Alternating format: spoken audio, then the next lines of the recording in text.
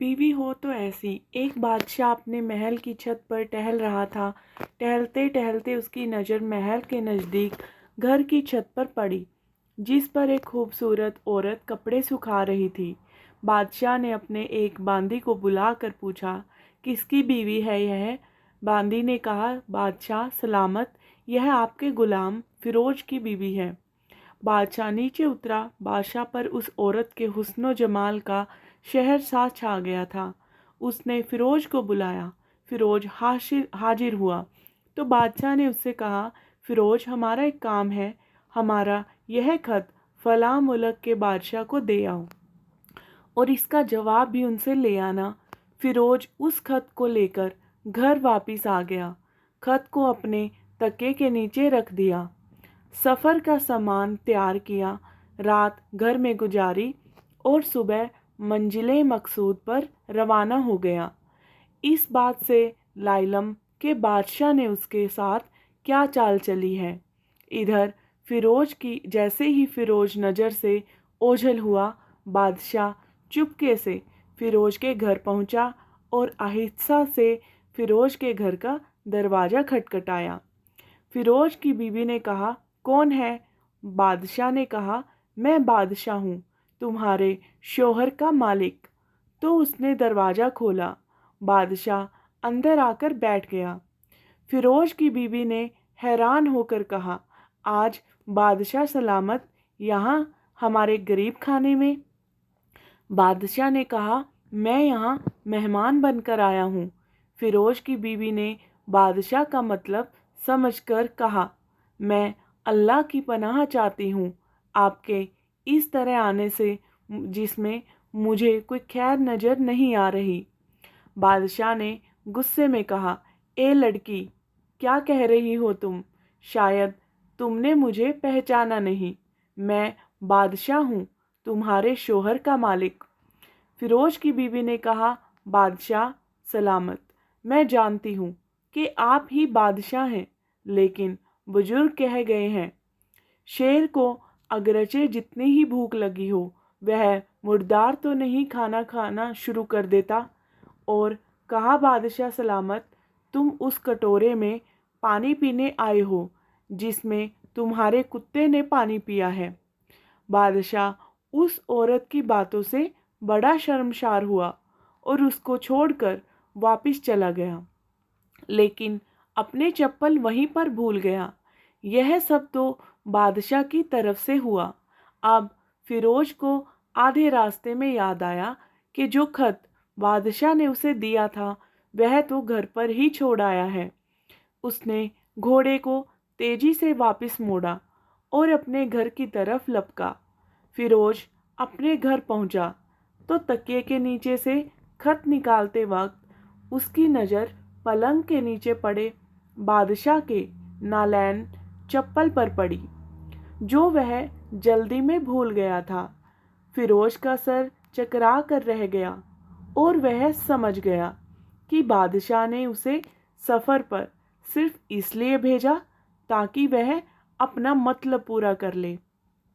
फिरोज किसी को कुछ बताए बगैर चुपचाप घर से निकला। खत लेकर वह चल पड़ा और काम खत्म करने के बाद बादशाह के पास वापस आया तो बादशाह ने उसे इनाम के तौर पर 100 दिनार दिए। फिरोज दिनार लेकर बाजार गया और औरतों के इस्तेमाल के कीमती कपड़े और कुछ तवाइफ भी खरीद लिए। घर पहुंचकर बीबी को सलाम किया और कहा, चलो तुम्हारे मायके चलते हैं।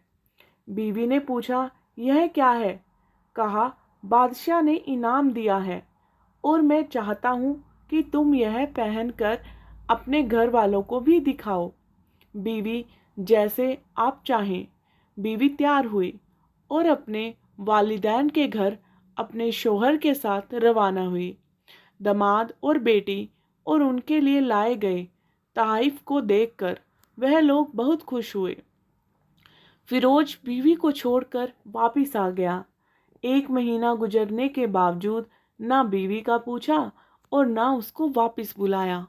फिर कुछ दिन बाद उसके साले उससे मिलने आए और उनसे कहा, आप हमें अपनी बहन से गुस्से और नाराज़गी की वजह बताएं, या फिर हम आपको काजी के सामने पेश करेंगे। तो उसने कहा, अगर तुम चाहो तो कर लो, लेकिन मेरे जिम्मे उसका ऐसा कोई हक बाकी नहीं जो मैंने अदा ना किया हो। वह लोग अपना केश काजी के पास ले गए तो काजी ने फिरोज को बुलाया। काजी उस वक्त बादशाह के पास ही बैठा हुआ था। लड़की के भाइयों ने कहा, अल्लाह बादशाह सलामत और काजी साहब को सही सलामत रखे।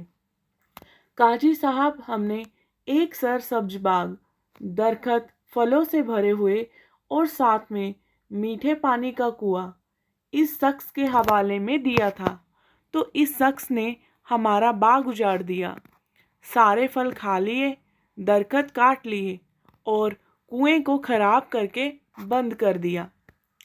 तो काजी फिरोज की तरह मोतवजह होकर पूछा, हाँ तो लड़के, तुम क्या कहते हो इस बारे में? फिरोज ने कहा, काजी साहब, जो बाग मुझे दिया गया था वह उससे बेहतर हालत में मैंने उसे वापस किया है।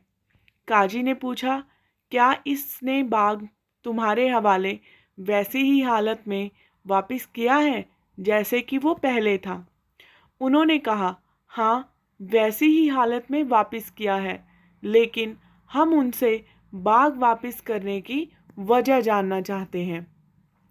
काजी ने कहा, हाँ फिरोज, तुम इस बारे में क्या कहना चाहते हो? फिरोज ने कहा, काजी साहब, मैं बाग किसी बुग़्ज़ या नफ़रत की वजह से नहीं छोड़ा, बल्कि इसीलिए छोड़ा कि एक दिन जब मैं बाग में आया तो उसमें मैंने शेर के पंजों के निशान देखे, तो मुझे खौफ हुआ कि शेर मुझे खा जाएगा। इसीलिए शेर के इकराम की वजह से मैंने बाग में जाना ही बंद कर दिया। बादशाह, जो टेक लगाए हुए यह सब कुछ सुन रहा था, उठकर बैठ गया और फिर कहा, फिरोज, अपने बाग की तरफ अमन और मुतमईन होकर जाओ।